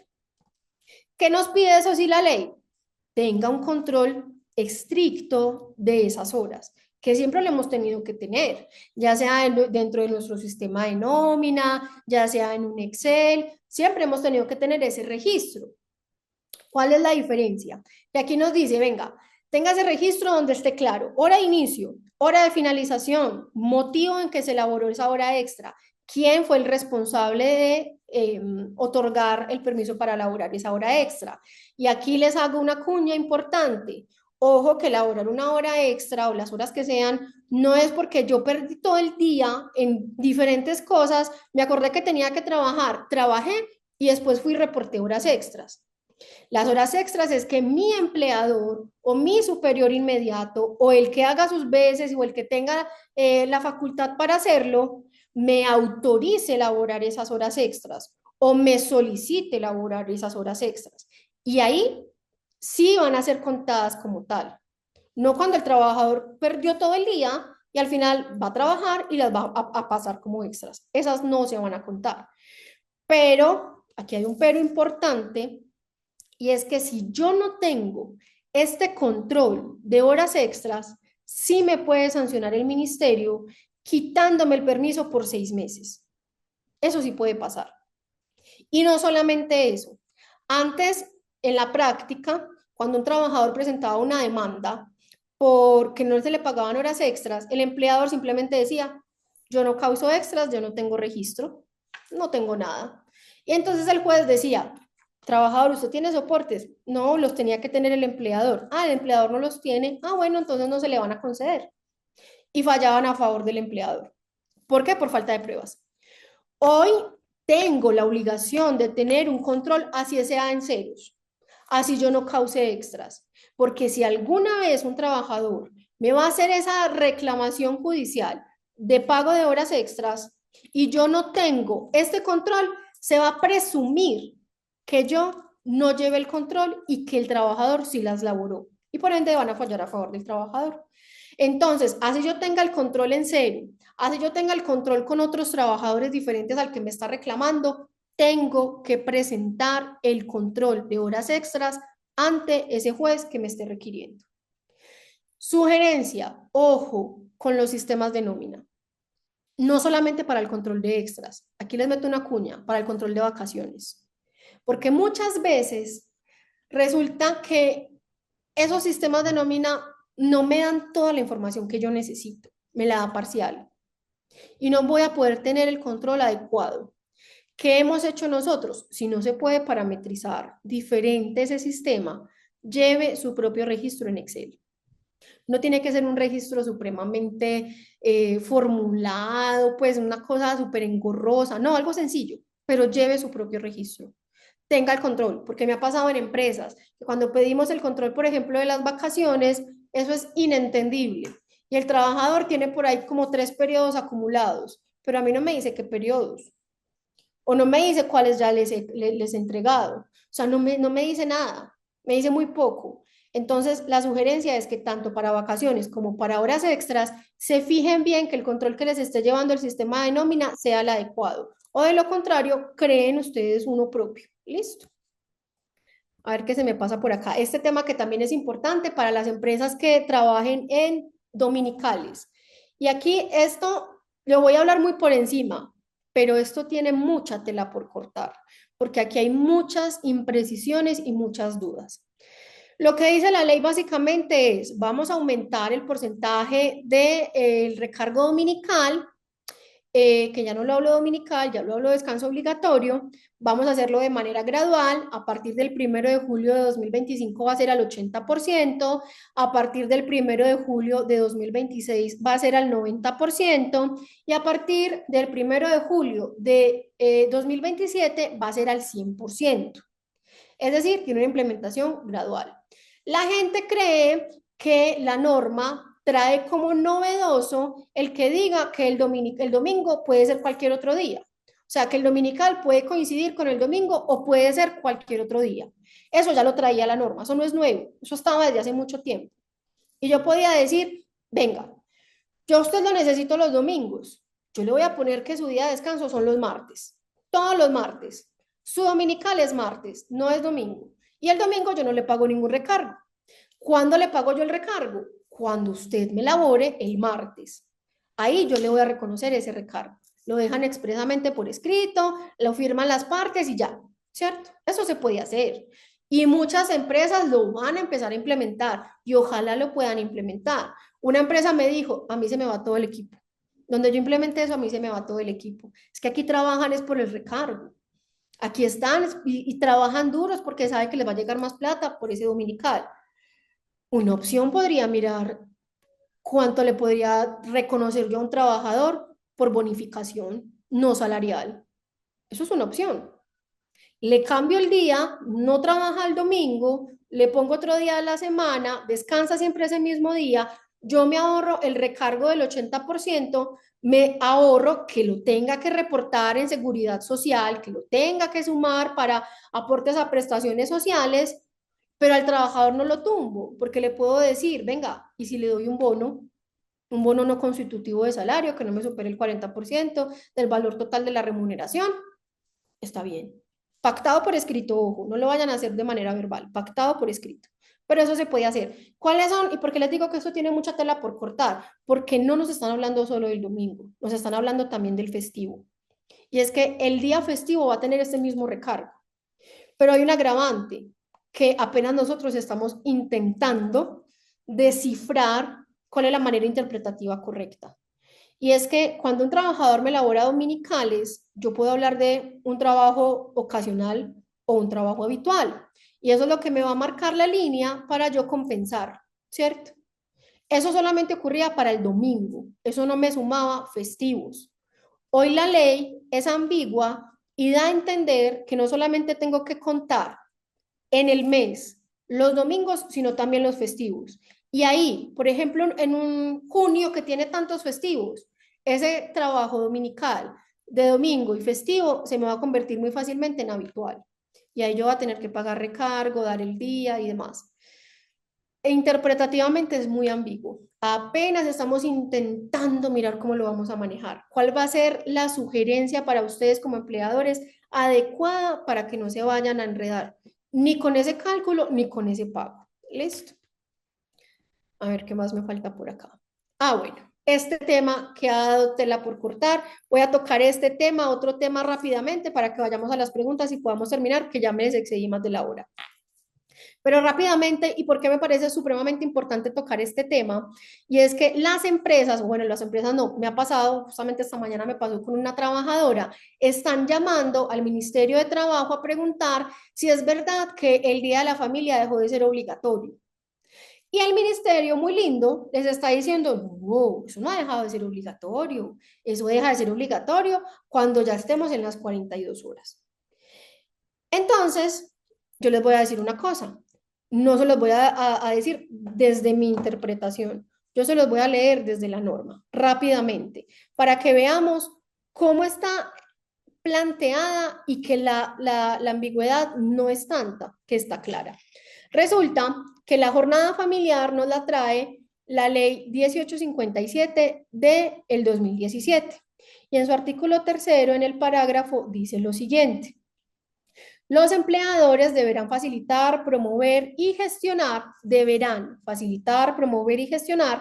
una jornada semestral en la que sus empleados puedan compartir con su familia en un espacio suministrado por el empleador o en uno gestionado ante la caja de compensación familiar con la que cuentan los empleados. Si el empleador no logra gestionar esta jornada, deberá permitir que los trabajadores tengan este espacio de tiempo con sus familias sin afectar los días de descanso. Esto sin perjuicio de acordar el horario laboral complementario. Miren el juego de palabras. Nos están hablando de deberá, es decir, nos están dando un mandato, nos están dando una obligación. ¿Listo? Sin embargo, la ley 2466, que es la reforma laboral, viene en su artículo 11 y nos dice lo siguiente en su parágrafo 2. Los empleadores y las cajas de compensación podrán facilitar, promover y gestionar una jornada semestral en la que sus empleados puedan compartir con su familia en un espacio suministrado por aquellas. Miren que ahí hay dos cosas. La primera es que nos cambian el deberán por el podrán. Y la segunda es que nos habla de que el empleador y la caja gestionen un espacio, no que le den el día al trabajador. ¿Listo? Miren la diferencia. Y el ministerio, con todo el respeto que se merece, está equivocado. Porque no es que se vaya a levantar esa obligación, a no ser que la norma esté muy ambigua y en un futuro nos vayan a reglamentar esta situación. Al día de hoy, interpretativamente, podemos decir que ya desapareció esa obligación, porque es que adicionalmente el artículo 70 de esta misma reforma laboral nos dice algo que es fundamental, que tenemos que tener en cuenta, y me perdona lo que les voy a decir, nos guste o no, y dice, vigencia y derogatorias. La presente ley rige a partir de su promulgación, es decir, el 25 de junio de 2025, y deroga o modifica las que le sean contrarias o incompatibles. Y la ley que les leí ahora, de 2017, es incompatible con el texto que tiene hoy la ley. Razón por la cual es indispensable entender que hoy ya no tenemos una jornada familiar de manera obligatoria. Es decir, que el Día de la Familia se perdió. Esa es una realidad. Nos parezca, estemos de acuerdo o no. Interpretativamente hablando, tenemos esta postura, no solo yo, la tenemos muchos. Y muchos académicos, que yo no soy académica, pero la tenemos muchos y de ahí me incluyo. ¿Listo? Es importante que lo tengamos en cuenta. Y los últimos dos temas, bueno, es que es tanto y tantas cosas importantes para que tengamos en cuenta. Ojo que dentro de las obligaciones que nos incluye, nos habla de que el trabajador y el empleador podrán, es potestativo hasta el momento, acordar un día remunerado cada 6 meses por el uso de la bicicleta. Es decir, que incentivamos el cuidado del medio ambiente, pero a mí me parece que queda un poquito mocha la norma en el sentido de que eso implica que el trabajador me tiene que andar los 180 días de cada semestre en bicicleta. Si no lo hace, pierde el derecho. Otra pregunta, ¿le tengo que pagar auxilio de transporte? No lo dice. No lo dice, pero es importante que lo tengamos en cuenta, ¿listo? Y ahora sí, las últimas dos cosas, miren, esto trae demasiada información importante. Las últimas dos cosas rápidamente. Nos habla de un régimen laboral simple, que quiere decir que yo empleador, si hago las provisiones mes a mes de lo que me cuesta un trabajador, no solamente en salario, sino también en prestaciones sociales, puedo hacer mes a mes el aporte del 8.33, el aporte del 8.33 que corresponde a cesantías, se lo puedo hacer al fondo. No ya anual, esperando hasta el 14 de febrero de cada año, sino que lo puedo hacer mes a mes. Esto ya queda a discreción de cada empleador. Hay empleadores que provisionan y cada mes guardan esa porción y no hay ningún problema. Hay otros que dicen, no, ¿yo dónde voy a sacar esa plata? Es que yo lo miro cómo hago cada año. No están obligados en acogerse a esto, pero se abre esa posibilidad. ¿Listo? Y lo otro que me parece también demasiado importante y es el tema de la inclusión de animales de compañía. No quiero herir sensibilidades. Me adelanto. Tengo mascota, amo a mi mascota, soy súper defensora de los animalitos, pero esta norma me parece delicada y es que me dice que el empleador podrá, dentro de sus políticas de bienestar, permitir que los trabajadores lleven a sus animales de compañía. No hay ningún problema, hasta ahí. ¿Dónde está el problema? Que dice, es obligatorio dejar entrar a esos animales cuando son de apoyo emocional. Y resulta que hoy venden los certificados para garantizar que el animalito es de apoyo emocional. Otra cosa, dice que especialmente sean perros y gatos, pero si mi animal emocional es un loro, un hámster, yo veo venir una avalancha de tutelas que digan, venga, me están violando mi derecho, porque no tengo un perro ni un gato, tengo una serpiente, una boa constructor, no sé, cualquier otro animal y me lo tienen que dejar llevar al trabajo. ¿Qué pasa en los sectores de producción? Están obligados también. Porque es que aquí tenemos un problema enorme y es que tenemos un plazo de 12 meses para el que el Ministerio de Trabajo entre a regular cómo vamos a manejar esto, pero la norma ya está vigente. Es decir, desde ya el trabajador me puede decir, puedo llevar a mi perrito y si tiene el certificado de apoyo emocional, yo te lo tengo que dejar llevar. Pero si yo estoy en un sector de producción, en un sector de alimentos, ¿qué derecho va a primar? ¿El derecho a la salubridad o el derecho a que el animalito llegue al trabajo? hay pico y placa para los animales. ¿Cuándo llevo perros? ¿Cuándo llevo gatos? ¿Qué pasa con los perros que son considerados como raza potencialmente peligrosa? ¿Quién se encarga si ocurre algún hecho dentro del trabajo con esos animales? Si un perrito muerde a un trabajador o si el perrito tiene un accidente, ¿quién paga los gastos médicos o veterinarios de la mascota? ¿Cuál es mi sugerencia para todos los empleadores? Esto ya está, esto tenemos que empezar a convivir con esto y empezar a determinar, venga, señor empleador, yo tengo esta circunstancia, este es mi situación emocional, me va a dejar traer al perro, yo tengo que mirar en qué sector estoy, si tengo la infraestructura para recibirlo, si recibo a uno, los tengo que recibir a todos, ¿cierto? ¿Cuál es mi sugerencia? Adelantémonos a los hechos, creemos nosotros una política para que cuando el trabajador nos vaya a pedir la autorización, yo ya tenga la política y yo ya le pueda decir, venga, dependiendo de lo que dice aquí, vamos a hacerlo. Y cuando ya el ministerio expida esos lineamientos que regulen la práctica, nos volvemos a sentar con la política que creamos y vamos a decir en qué estamos desajustados, cómo alineamos, dónde podemos nosotros intervenir, cómo lo organizamos de acuerdo a esos lineamientos. Como tiene 12 meses al día de hoy, mi sugerencia es que los hagamos, que creemos esos lineamientos desde ya y que podamos determinar qué va a pasar si algún día el trabajador me va a ir a decir que lo deje llevar animalitos. Hubo una empresa que me dijo, buenísima idea, me encanta, súper bien. No tiene ningún inconveniente porque es una empresa grande, tiene una infraestructura amplia, puede tener diferentes animales en diferentes zonas y no se van a chocar entre sí. Pero, por ejemplo, acá somos una oficina de 60 metros. Por ejemplo, yo tengo una perrita que es absolutamente bullosa, es brava, es nerviosa. Entonces, ¿cómo la voy a traer aquí? Entonces, mi socio tiene un golden, entonces se vuelve un desespero. ¿Quién trabaja así? Nadie. Entonces, la invitación es que sí lo podamos regular antes de que el ministerio nos lo haga. Y bueno, el tema es mucho más profundo, me quedaron muchas cosas en el tintero. Intenté resumir lo mayor posible toda esta información, pero la idea es que por lo menos salgamos de acá con algunas bases para que podamos empezar a aplicar todo esto en nuestras organizaciones.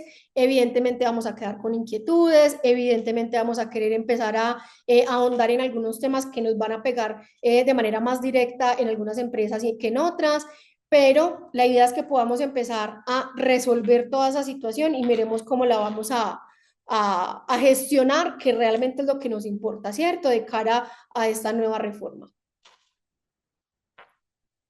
Muchísimas gracias, Daniela, además por compartirnos esta visión clara y estratégica sobre los cambios que propone la reforma laboral 2025. Y pues, como tú muy bien lo dices, yo creo que esto nos daría para seguir hablando, ¿cierto? Pero pues también por tema de respeto, pues obviamente a nuestros asistentes y al tiempo pues que está proyectado, pues vamos a dar espacio a la segunda parte.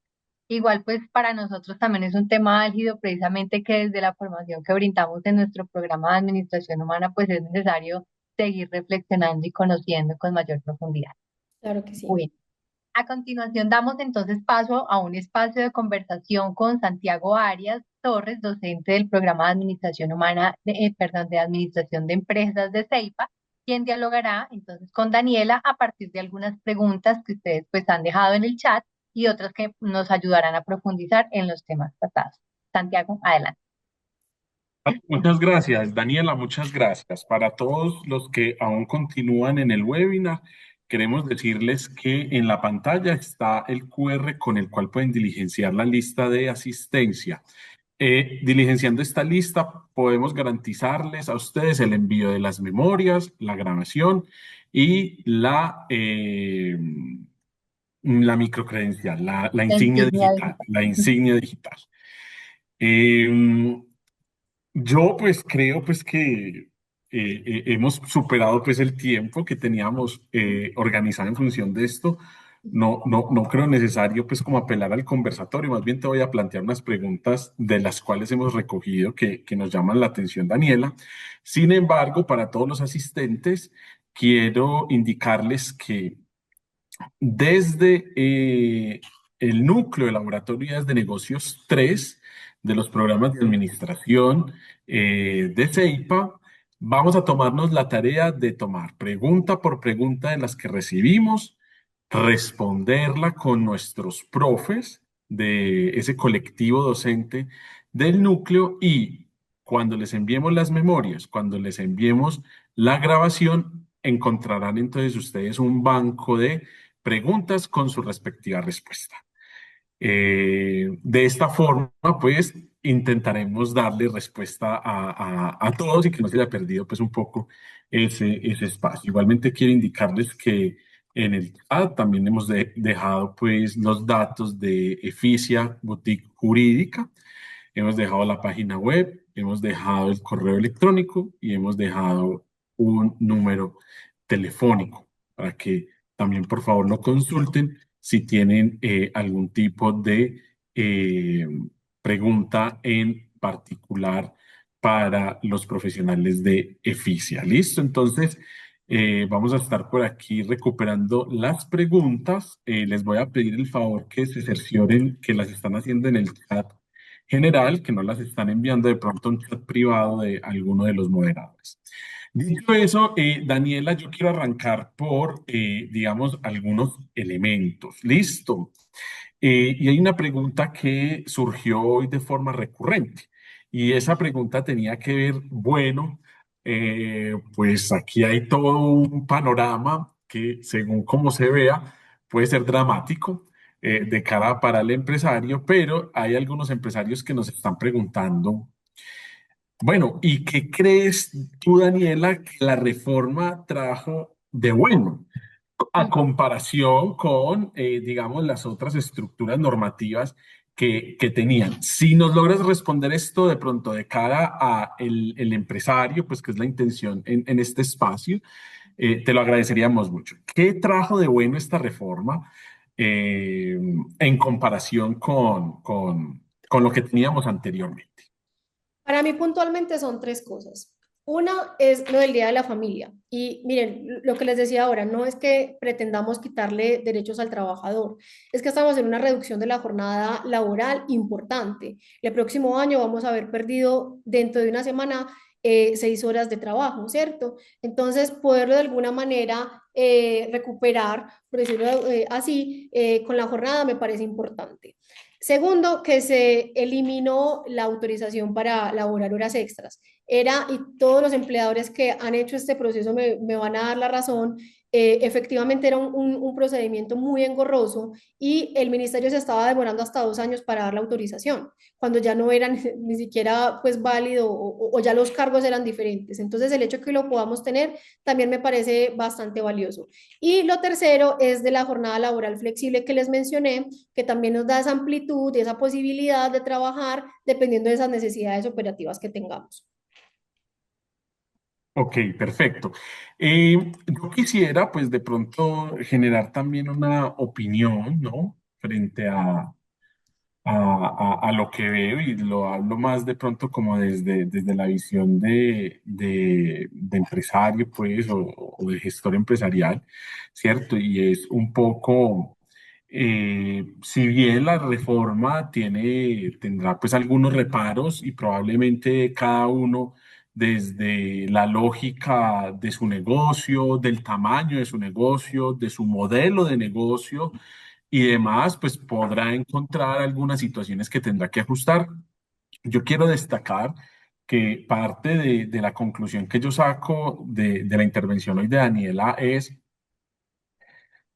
la formalización, y quiero hablar de esa formalización al interior de la organización, ¿cierto? No esa formalización mercantil ante Cámara de Comercio, sino a cómo estamos llevando nuestros procesos dentro de la organización. Yo creo que esto nos obliga como empresarios a ser, digámoslo, de alguna forma un poco más rigurosos con nuestros procesos, ¿cierto? Ya hablábamos del reglamento interno de trabajo, lo cual va a tocar revisarse de cara a estas nuevas situaciones. Probablemente muchos ni siquiera tenían el reglamento interno de trabajo expuesto en dos partes visibles, etcétera, etcétera, ¿cierto? Pues ahí es una oportunidad para que haga las revisiones pertinentes y de pronto empiecen a cumplir con estos elementos.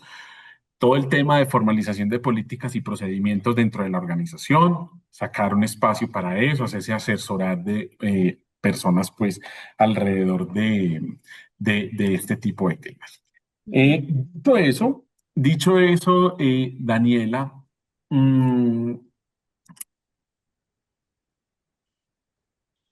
¿cuáles crees tú que serían esas buenas prácticas que mañana, después de este webinar, los empresarios que están hoy aquí conectados deberían empezar a ejecutar o a pensar, ¿cierto? Digamos que ya hay unos elementos que posiblemente para ellos llaman mucho la atención. Los recargos, pues, y demás, porque es la caja y probablemente nuestros empresarios aquí presentes la cuidarán mucho, pues, ¿cierto? Y demás, y es tal vez lo que más les preocupa. Pero en medio de esas ambigüedades que tú planteaste, ¿cierto? Entonces, los aprendices y voy haciendo las apropiaciones en caja, tal vez esa es una buena práctica en caso tal de que el tema reviente y tenga que atenderse. Pero ¿qué otras cosas recomendarías? Algo que nuestros empresarios aquí conectados puedan empezar a hacer mañana y revisar mañana. ¿Qué crees que nuestros empresarios deberían estar haciendo como buenas prácticas de cara a esta reforma? Listo. Indispensable lo que mencionaste, el reglamento. Y no solamente porque la ley lo diga. A mí me parece que el reglamento es una hoja de ruta importantísima para yo regir mi relación laboral con un trabajador. Yo me quedo corta con el código y me quedo corta con el contrato. Yo necesito tener un muy buen reglamento interno de trabajo que sea lo suficientemente robusto para yo garantizar que la relación sea obviamente justa, equitativa, objetiva, igual para todos, pero yo también como empleador, ¿cómo me puedo proteger allí? ¿Cierto?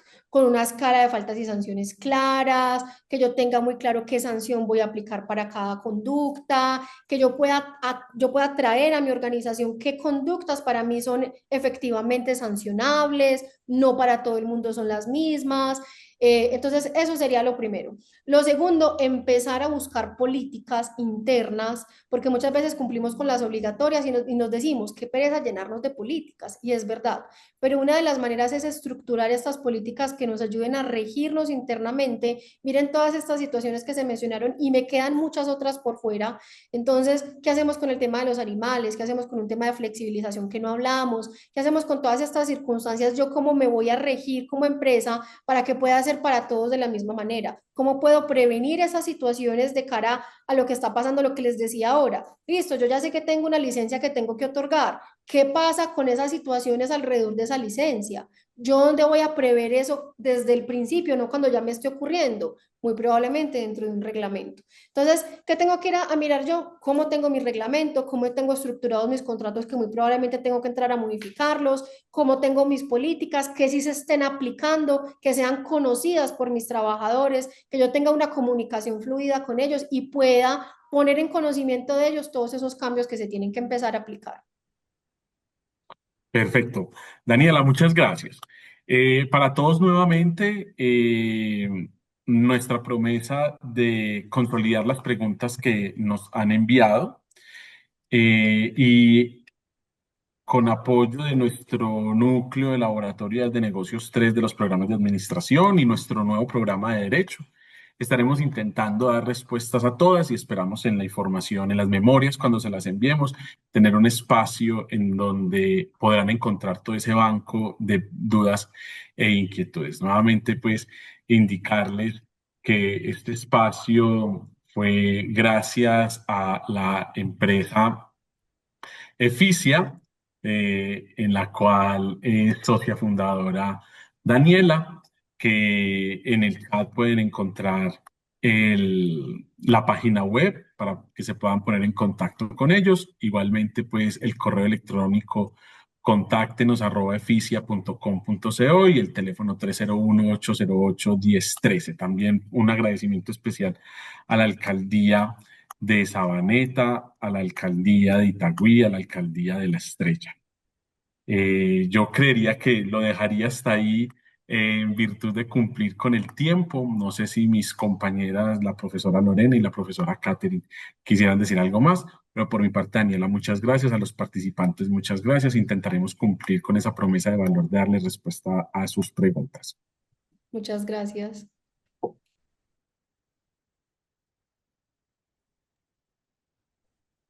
Bueno, no, creo que ya con esto vamos haciendo el cierre. Desde la institución universitaria CEIPA, pues les agradecemos a todos su presencia y participación y esperamos verlos pronto ya allí en el chat.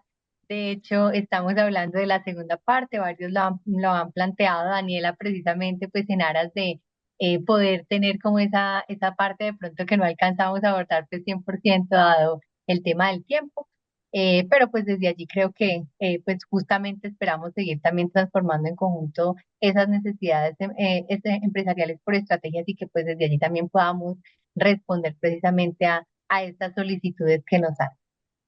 Recordarles pues también que desde CEIPA pues nuestras puertas también están abiertas, precisamente como lo mencionaba Santiago, desde los diferentes programas con que contamos, ¿cierto? Y que desde allí pues dejamos también allí en el chat la información de la universidad para que ustedes también puedan conocer nuestros programas y pues nosotros especialmente también desde quienes desde donde se lidera justamente este webinar, desde el programa de administración humana, desde la especialización también, ¿cierto?, de gestión del talento humano, pues les invitamos precisamente a que ustedes pues puedan ir, conocer nuestros programas. Ahora Santiago lo mencionaba desde el programa de Derecho, que es un programa que también tenemos. Entonces, qué rico que también pues puedan consultar nuestra oferta institucional y pues, ¿por qué no vincularse también, conocer mucho más de fondo todo lo que tenemos también para ofrecer? Allí pues recordarles que CEIPA siempre encontrará un lugar abierto para el aprendizaje, la colaboración y la construcción conjunta. Y bueno, no sé, Lore, si de pronto vamos a dejar alguna información en el chat o ya la No, compartimos, Lore. de nuevo voy a poner la asistencia. Ahí Perfecto. compartí pues como la información de la página web por si alguien quiere conocernos un poquito más.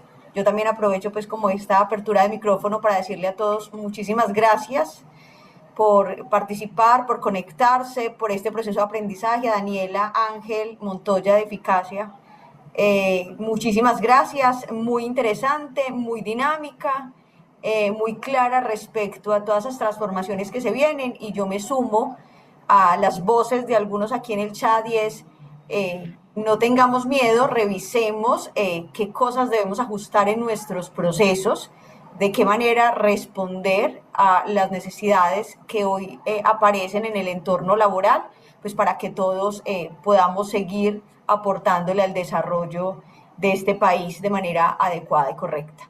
Cuídense mucho, feliz noche para todos.